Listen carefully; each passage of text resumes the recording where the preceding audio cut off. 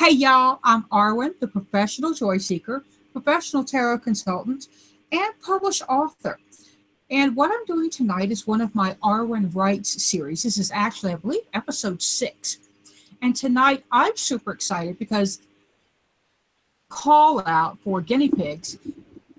One of the women who wrote to me and she told me what her name was, and I was like, oh my gosh, I read your books. So, I mean, I really do. I love her Muse Salon series. It's excellent. I am a historical romance nut. If you want me to, I'm going to reach for when I read romance. It's going to be romance. And it's going to be historical because that's what I grew up with. I really like that genre. And I'd like to introduce to you the author of the Muse Salon series, and that is Rachael Miles. Rachael, thank you so much for joining us. Will you tell me a little bit about who you are and what you write? Well, I was for many years a university professor.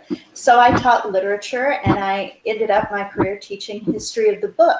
So that's the history of technology from early writing systems to the internet. So that's why when you read my books, very often there'll be stuff about paper and bindings and the people who were involved in the book trade. And so I started writing 8 years ago, creative writing, because I met Jody Thomas, who I don't know if you know Jody. And she came to talk to my class. And at the end, she said, well, honey, what are you going to write? And so I thought, okay, let's try this. So I write about the period that I studied, which is the Regency. And I hope that I have characters that are intriguing and plots that at least make you think a little bit. I like them. They're intelligent characters. The heroines and the heroes are both intelligent. And I read historical because I like clothing description. And you give me enough of that without going, some people go crazy overboard, you know, and I know a friend of mine says, I can't read it because I feel like I'm looking in somebody's closet. And I'm like, that's why I read it. Well, and actually, I'm not very creative about clothing. So I actually use 19th century magazines from the years that I'm writing in, because they'll have descriptions of the clothes. And I just say, oh, she'll be wearing that dress. So that's how that happens. Awesome. Who did you, now Jody Thomas, first I have to say that I just joined the Land of Enchantment romance authors over in Albuquerque. I'm going to be next month's speaker. Oh, that's wonderful. Yeah, she's so a great speaker. She talks about perseverance. She lives a little east of me. Mm-hmm. Yeah, she's an Amarillo. What the talk is on. It's about not falling off the success ladder. So yeah. So now we discovered that you have at least at some point been in the Texas area. So that's pretty exciting to me because I was actually feeling like I was the only writer out here other than Dorinda Jones. She actually lives in the town next to me. I discovered that fairly recently. And y'all, if you don't know Dorinda Jones, she's a paranormal writer, and character is just hysterical. So,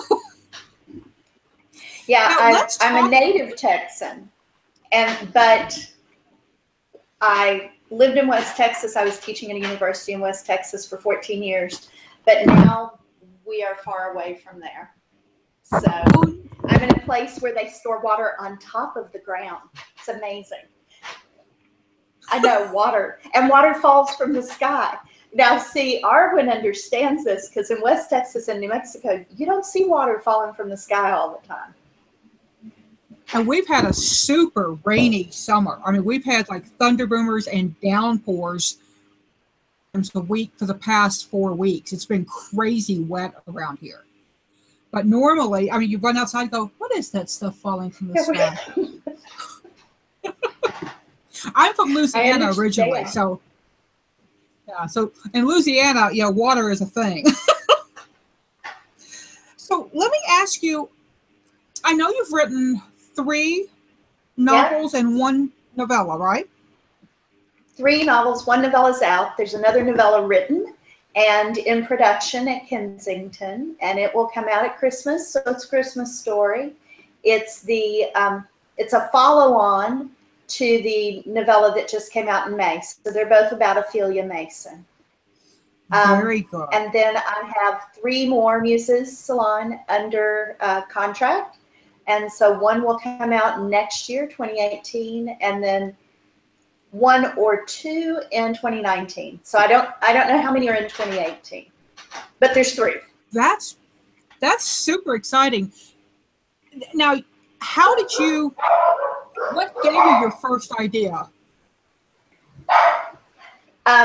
Well, so, and I'm sorry if you hear the dogs. I was playing with the idea of what would happen. So I've been reading a lot of 19th century novels in which characters are cut. You know, we talk about that in historicals, that someone gives them a cut, or a cut direct, or a cut indirect. And these were all really 19th century things.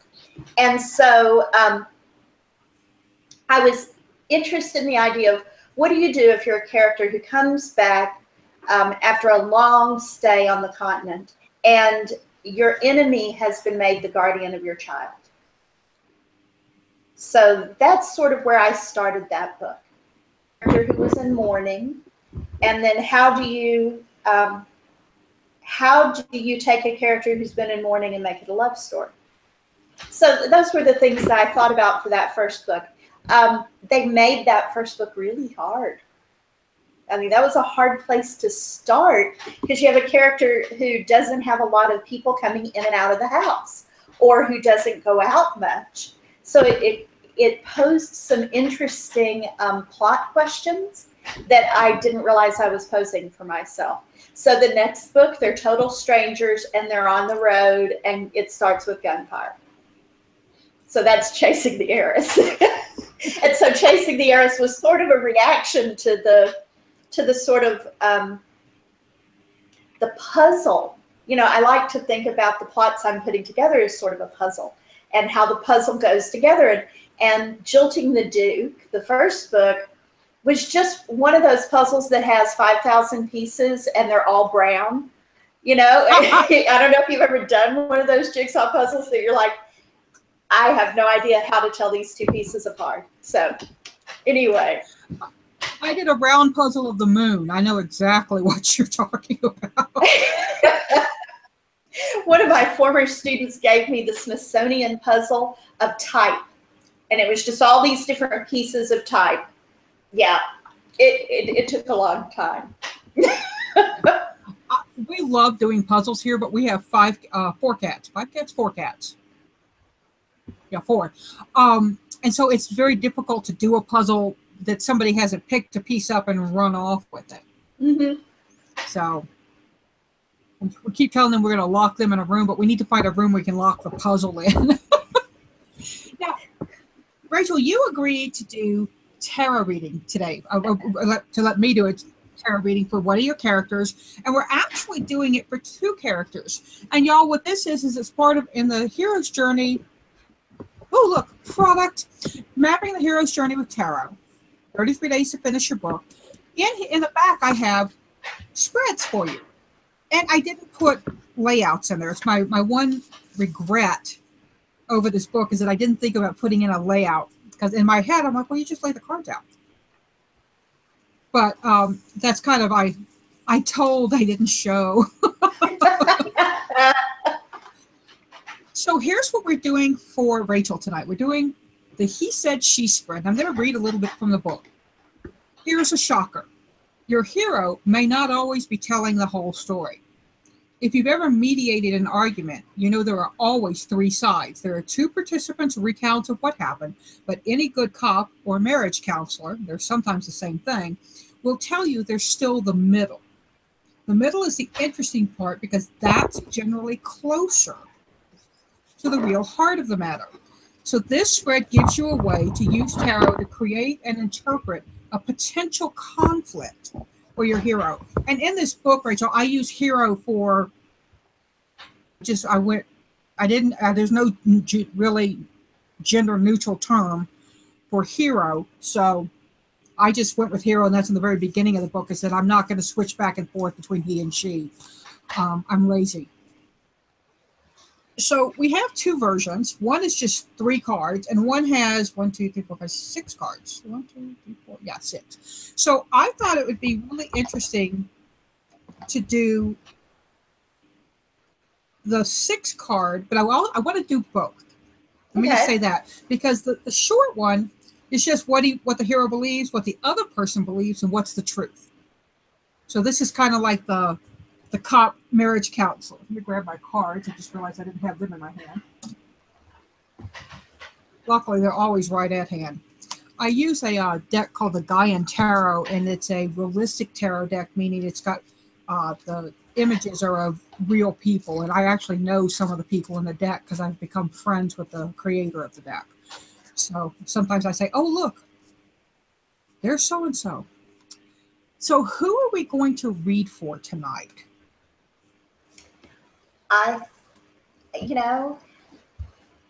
These 2 characters have been somewhat silent, and that's been very interesting. And I write every day. I have a day job, so I get up in the morning and I write 1,500 words every morning. And so I don't know if it was that I used to write at night. I don't know if it's the shift to a different kind of day when my brain is in a different sort of space. But today I was, trying to talk to the heroine, and I said, just in my head, of course, they don't talk out loud to me. And I thought, oh, well, this isn't the hero she imagined. And I thought, well, okay, that's really interesting. Who is the hero that my heroine had imagined that she was going to end up with? And then, of course, that causes problems. You think, do I need to add another hero in and switch who's in charge? Or is this something that becomes an aspect of character? So she's been a little baffling, but he's been a little baffling too, which is interesting because this is a book that I had the incidents, the episodes in pretty good shape. So who do you think I should do? I have no preference. Let's do her for the short one, and then we'll do him, because the next one is him and her. But let's start with her. Okay. If you can give me her name or her initial, whichever you're comfortable with. Oh, her name is Lena, or Helena, whichever you prefer. Helena. Okay. So we'll look at Helena, and we're doing a 3-card spread for Helena. It starts with what Helena believes, and then the other one is what the other person believes. So the hero does show up, but this is what Helena believes in terms of him right now. Okay. Oh, she thinks he's bossy and takes charge of everything and never lets anybody else do anything, and he doesn't value her for the work she can do. She seems to be a pretty practical miss, and she's pretty self-sufficient, and it kind of annoys the snot out of her that he won't even let her do what she's good at, much less help him in any other ways. So she's probably a little fly in his ointment because she's the one that comes up and says, yeah, you're doing it that way. Do you know you can do it this way and do it better? So he annoys her because he doesn't value, or he doesn't seem to value her. Now, this is what he believes is the next card. He believes she works way too hard and she gets her hands dirty and she's always mucking about in where she doesn't need to muck about in, and she may do charity work or gardening that he doesn't like, because this is actually the gardener card. And this is my friend Colleen. But he thinks she does too much. And he also thinks that she doesn't wait long enough to see if something's going to do what it's supposed to. So instead of letting the wheel turn, he feels like she gets in there and pushes it sometimes. So okay. her patience issue is a problem for him, and his controlling issue is a problem for her. Mm-hmm. The next card is what's the truth of the matter, what the gel is on why will they work through this. It's kind of a cheesy romantic because they're each other's strength. They balance each other. This is the strength card. Let me get her focused a little bit. And this shows, this is a very traditional, strength is generally the woman and the lion. There we go. And it is a card about when strength shows up in a relationship, there's it's that whole thing of, you know, you complete me. That kind of, we don't match like this, we match like this. And they learn how to integrate themselves. It could be a health-related issue because this is a health card. This can also be about a medical situation. So that's one part of it. But it's also fortitude is the old name for this card. And it is literally strength of will. And it's two people saying, you're the one I want, and I will stay here until you figure it out.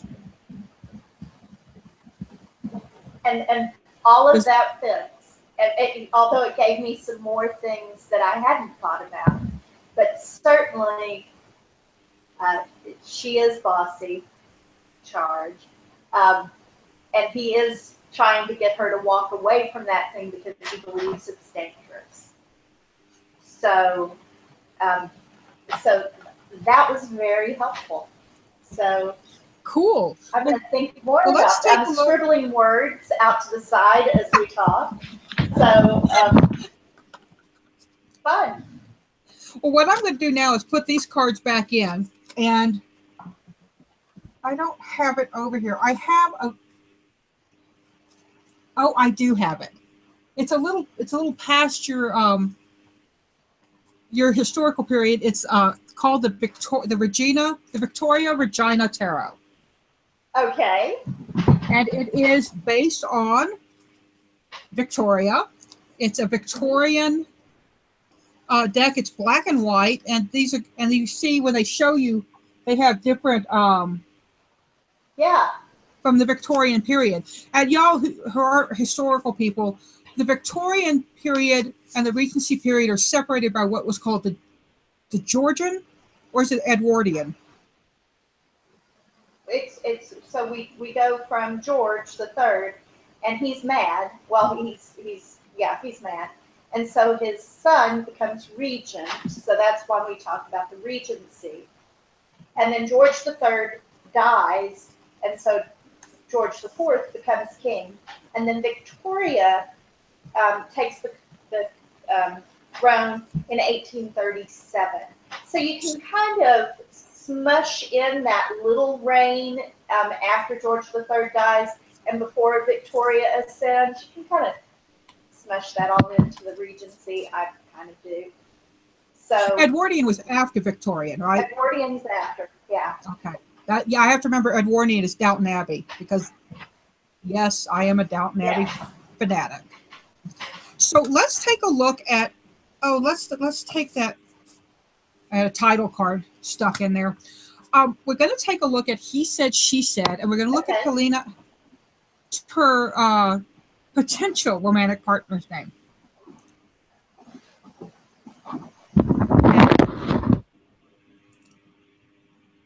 What is the other character, the hero's name?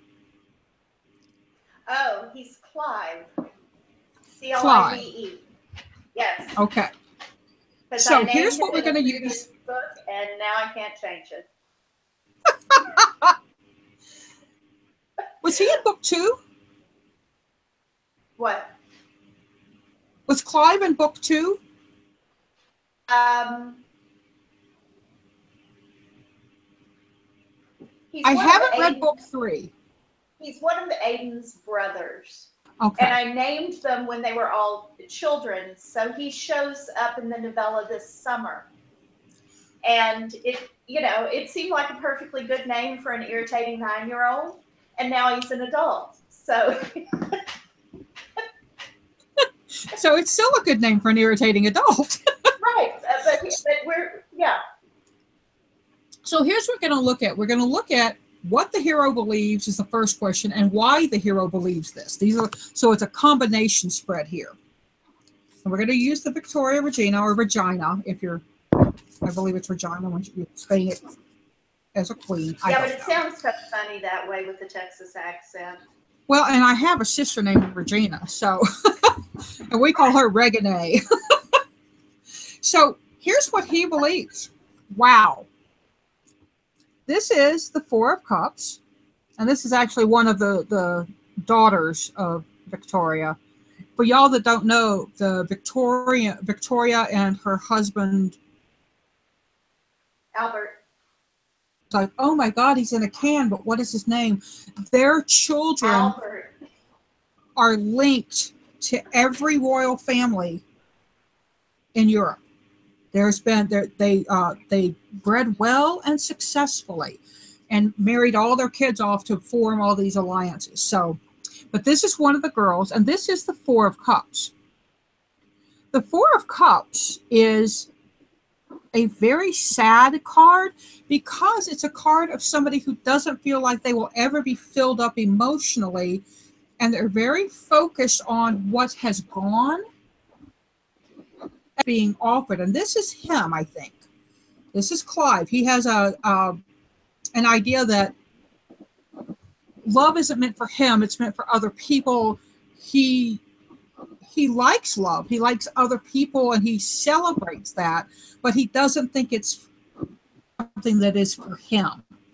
And it's not so much this mopey emo kind of stuff, it's just this very practical, that's not my road, I shall take this road kind of thing. And why he believes that is another cup. That's very interesting to me. And this is the Three of Cups. And this is because he really feels like okay, I'm going to just go out on a limb and tell you what this card says to me, because I'm beating around the bush. He feels like he partied too much, or he played too much, and he missed his opportunities. He feels like maybe he played at being a rake, or played at being a Corinthian, whatever, and he didn't was supposed to, not because he really wanted to. Almost a Scarlet Pimpernel kind of feeling, you know, I'm going to be this crazy, outlandish character, but that's not really who I am. He really feels that because of that reputation he gained as, you know, Mr. Party Boy, I'll just use modern terms, that he'll never have, nobody will ever take him serious and really believe he, you know, can be that dedicated husband, that partner in life. Here's what she believes and why she believes it. She believes, interesting, it's the Prince of Swords. And this is, I believe, I don't remember who that is. It may be, oh, I don't know. I was going to say it's a queen from another realm, but I don't know. But this Prince of Swords, and swords here are shown as guns, is somebody who's very intellectual. Every decision is based on fact and analysis. It's based on clear thinking. There's absolutely no emotion here. She has cut emotion out of her life for some reason. And why she believes this is the Princess of Coins. Huh. And here's our Princess of Coins.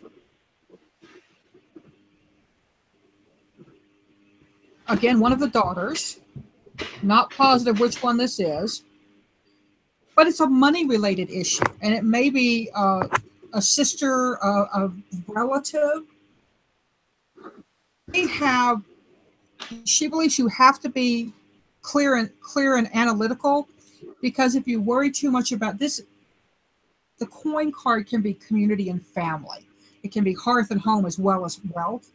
So this feels like a personal thing rather than a money issue. And it may be that she feels like if you give yourself to a partnership, you can lose yourself. Have some background of seeing somebody she loved get lost, or, you know, get destroyed by a bad marriage. I don't know. Pardon? Yep. This is very interesting. There's some interesting connections with I've written about 50,000 words. So keep going. What you don't know is I snuck into your house and I read it. And read 50,000 words. Yeah. So the last two questions are what the truth of the matter is between them, and how can this issue be resolved? So here's the truth of the matter between them. Hanged Man. The Hanged Man is a really interesting card. Traditionally, the Hanged Man relates back to and when I'm doing tarot readings, I should have said this. I use mythology for all religions, so I don't offend anybody. I either offend the entire world or nobody. So in the Christian mythology and in the Norse mythology, we have two characters who are suspended from trees of some type. One is Christ, who sacrificed his life to become an intercessor for those of us here up to God. And the other is Odin, who was hung from the tree of Yggdrasil. He intentionally put himself there so that he could get knowledge. Now, the Norse are a lot more gross than the Christians, so you get to read about Odin and worms crawling through his eye sockets and maggots coming out his ears. It's really awesome if you're a 14-year-old boy. But his gift was runes. He got the knowledge of runes to give to the Norse people. So he got the alphabet to communicate. So this card is about sacrifice, and what lies between them is sacrifice. They're both going to have to really sacrifice big fears that hold them back. Big, it's like standing on either side of a chasm and knowing you've got to make the jump. And so they've got to jump at the same time and catch each other in order for that. That's kind of what lies between them. What's going to resolve all this? What's going to be their big, moment?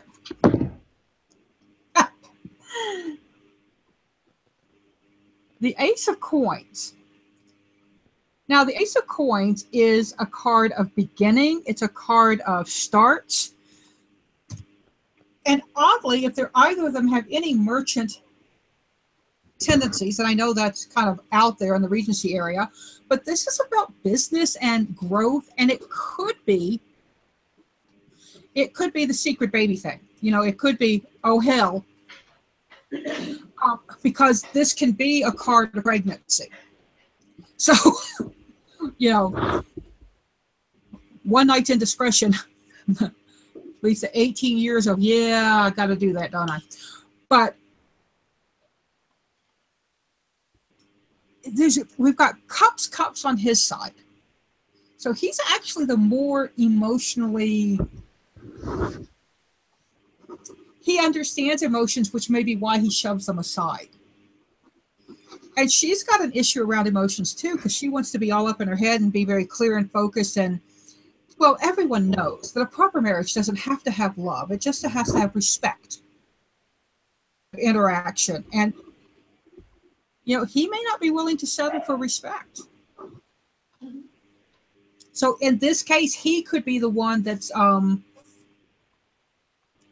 the one that needs more on the emotional side. Generally it's the female that's like, I'll marry him, but he'll never have me because I don't love him. So, y'all, I read a lot of historical romances, and I've read them since the 70s. So what do you think about that, Rachel? How does that work for you? Give just feedback. Well, so in some ways, I think that it's right on, except I think that some of it is switched, or that I've been thinking about them switched. So he's a surgeon, and so I've been seeing him as my hyper-analytical character, and she's a businesswoman, so I've been seeing her as my very practical, detail-oriented. So what I can do here is with that a little bit and make him more emotional. So that's actually really interesting, and it should be.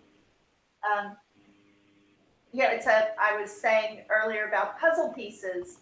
Another way that I've been thinking about plots, those old the little mazes that you would draw on the napkin, on the placemats when you were a kid and you'd hit dead ends.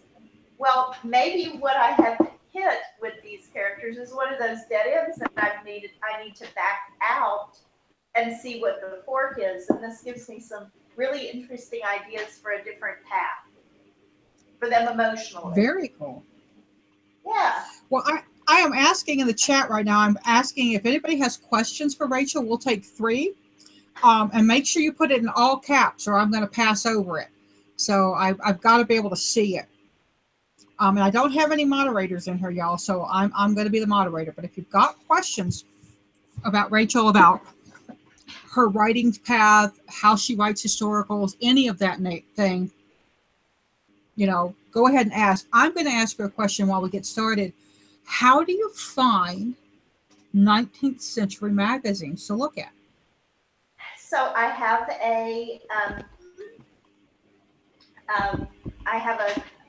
my alter ego, the academic, has a digital project called 19th Century Women Writers Review, where we actually look at microfilm and other places to look at 19th century magazines. And while I'm there working on that, I'm collecting data for books. But if you know titles of magazines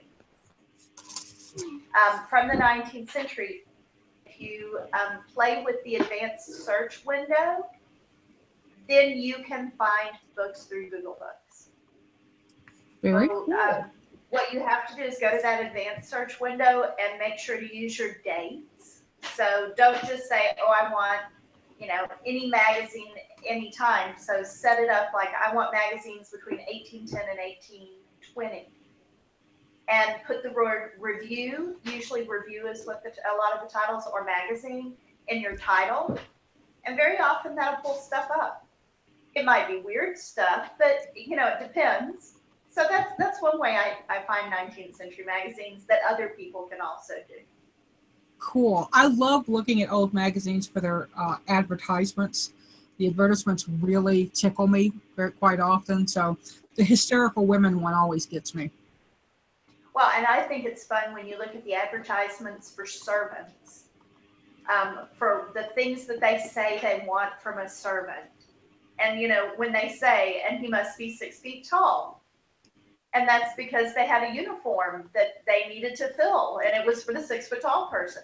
But it was also, and you probably know this, all footmen were seen as more desirable. So very cool. Yeah. So we do have some questions. The first one is handle time passages. I'm not sure what they're asking there, but that's all we have. So one of the things that I learned from Jody, and so I'm gonna take this as so all of the books in the first 3 Muses Salon are set in 1819, and I had thought that the 2 novellas were set in 1819 too. This is kind of funny about me not being real bright. So I got the blurb from my publisher that was sort of what I'd said it was, and I read it and I said, oh, that's great, and I sent it back, the back cover blurb. And about 3 weeks before it was due, I read it again and went, oh, this sets it in 1805, not 1819. And it was, and I knew my editor was on vacation, and it had been several weeks, and I thought, oh no. And so I rewrote the novel. Well, but it was a novella, so it was short, and I think it turned out better. One of those things where you say, well, maybe is this a better thing? So that made it really interesting because there's characters in the novella who are dead by the time the novels start. So if you've read book 1, the husband who's dead before the book starts is a teenager. And I actually had a reader contact me and say, I realized at the end of the novella that's the guy who's dead, and it made me really sad. And at some point you go, I'm glad they live in the way that you would be sad. So how do I handle time passages? Jody Thomas again said that the way she always gets in is hat in and hat out. She had never felt that way except that one time 15 years ago. And then you had your way back out. And so I've played with that. The way that you set up so I've answered 2 questions. The way you set up a a flashback is hat in and hat out. Nice, nice. Yeah, he did say like skips in time, so I think you did address exactly what he was asking. So here's another question from Pepper Jackie. Hey, girl. Do you listen to that era of music to inspire you to get the flow going? You know, that's really hard because if you want to listen to music published in that period, you're very often listening to music that they didn't listen to. So, you know, if you're going to find something, or you're going to listen to stuff that we don't identify as being of that period. So, in literary terms, the period I'm writing in is called Romanticism. And we see someone like Beethoven as being a romantic composer in that period. But all of his stuff is later. So if you want to listen to music that they would have heard, you're going to need to listen to Handel. And yeah, no. that does not move me into this period. I'm trying to think of what music I do listen to. Ballads, ballad tradition music related to the ballad tradition would be right exactly in this period. That's when they're starting to collect all of the ballads. And so I guess then what I'm telling you is Alison Krauss. So good, you know, good choice. Americana would work. Something like Crooked Still is a great Americana group that does ballads. So anyway, so I guess that's where I am. I like it. I like it a lot. Now we have 2 other questions, and I'm going to stop at this, guys. I'm going to shake. That's my girl. What is your biggest obstacle as a writer? Time. Yeah, I have a day job. I'm an administrator for a academic institution, and so that's 9 to 5, and sometimes other times when there's big projects. So I have to write before or after. That's a very different schedule than when I was a teacher. Because as a college professor, you might teach at 8 a.m. and then if you need to, you can write for 2 or 3 hours. Then you have your next class, and you have office hours. You may stay up all night grading. It's the same amount or more work, but it's very flexible. So, if I needed to write my novel until 5 in the morning and then take a 4-hour nap, I could do that. And I can't do that right now. So, time. Very interesting. That makes sense, though. That does make sense in terms of switching from right now I work from home, so I'm fixing to take on the editorial and publisher role for a magazine, and I think that's going to really change things on how much I can do. So I'm a little nervous, but we'll see. Aaron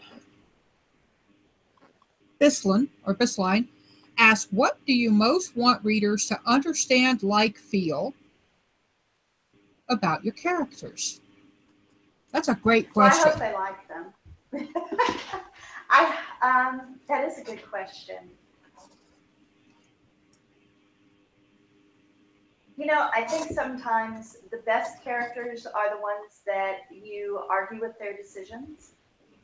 And so I would like readers to that moment where you're reading the book and you go, don't do that. You're like, we yell at the movie screen, the horror movie, don't open that door.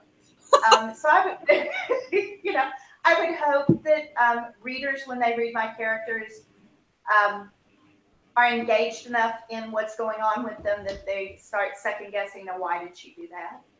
You should know better than that. You're an adult woman, that kind of thing. I think that would be fun. I like that. Romance readers are really engaged and often do that. I think romance readers talk to the characters, and that's fun. Yeah, my writing partner, I write as Mary Lou Mann with my best friend Kay, and she talked about we write paranormal romance, and we had one book where we had a villain who was just a dirtball, and he was a jerk, and he's the hero of book 2. Really hard to do. We made him such a jerk that one of her people that had one of her coworkers had bought book 2. And Kay said that she was working at her desk and she worked in hospital administration. And she said the woman came up and just whacked her on the shoulder with a book and said, "I can't believe you made me like him." Oh, that's wonderful. Now, I am going to tell everybody right now, the villain in my book does not get redeemed. So he never gets a girl. He's just too mean. So, but I like writing him because he's so devious. So yeah, Kathy Maxwell actually blurbed book 2, and I didn't know that they were sending the book to her. And she actually said, "I love this villain." So yeah, but yeah, I'm not going to make him into a hero. Too hard. It was difficult for us because we realized 2/3 of the way through the book that we wanted to eventually redeem him. So we actually have a scene. This is our erotic romance, so there's a lot of sex in it. We have a scene where he's actually spying on the hero and heroine in a tender moment, and he thinks, "I'll never have that." And it's kind of to the fact that, okay, maybe you can, but you're going to have to get a really feisty girl because she is not going to put up with your snot. But I really like the characters that grow. I want my characters to learn the next time. I just told people, like, I irritated some people because I said I thought Ross Poldark, was a misogynistic jerk. And he's a character of his time. And I, as a romance reader, just like you said, I'm yelling at the TV. I'm telling his wife, DeMel, say, "You need to leave him." I sound like I'm watching a Jerry Springer show.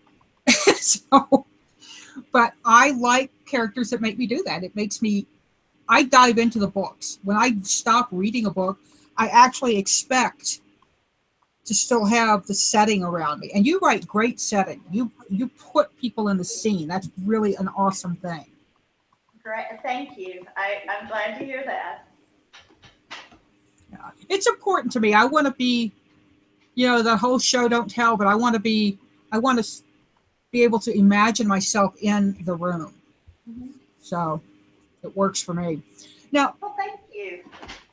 And that is wonderful. Rachel, thank you so much. I have taken up almost an hour of your time. No, thank you for having me, and such great help. So I'm looking forward to reading the book. So that'll be cool. Yay! Yay. And the book is promo moment. Mapping the Hero's Journey with Tarot. 33 days to finish your book. It's in hard copy or, paperback. It's also available on Kindle. And if you want an autographed copy, head to tarotbyarwen.com. I'm doing autographed copies of that and of the deck. If anybody wants, you can use oracle decks for this work that I'm doing, but because the book is focused on tarot, that's why these chats are focused on tarot. And right now I have one more scheduled that's coming up next week, and we'll see if we keep doing this. I think people have really enjoyed it, so I may see if I can't poke a few other author friends and get them to come join us. But thank you. It was great to meet you, and seek joy. Thank you. Great meeting you too.